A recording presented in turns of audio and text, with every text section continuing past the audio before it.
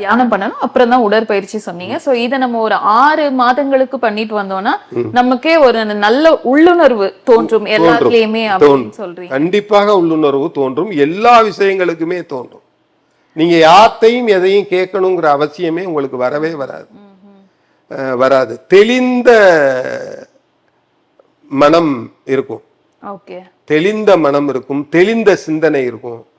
நீங்க எடுக்கிற காரியங்கள்லாம் ஜெயிக்கும். இந்த இடத்துக்கு ஒருத்தரை பார்க்கும் போதே அவங்கள எடை போடக்கூடிய தன்மை உண்டாயிடும். சிடி ஸ்கேன், எம்ஆர்ஐ ஸ்கேன்லாம் தேவையில்லை. அது போய் 1400 1800 எடுத்துக்கிட்டு பார்த்தோட்டியே தெரியும் உடம்பு என்னவா இருந்தாலும் இவங்க உள்ளுக்குள்ள என்ன இருக்கு அப்படின்னு தெரியும்.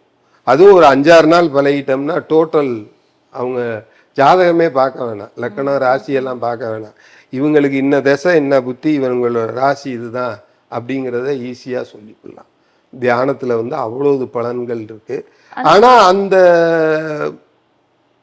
அளவுக்கு யாரும் தவம் பண்ணல.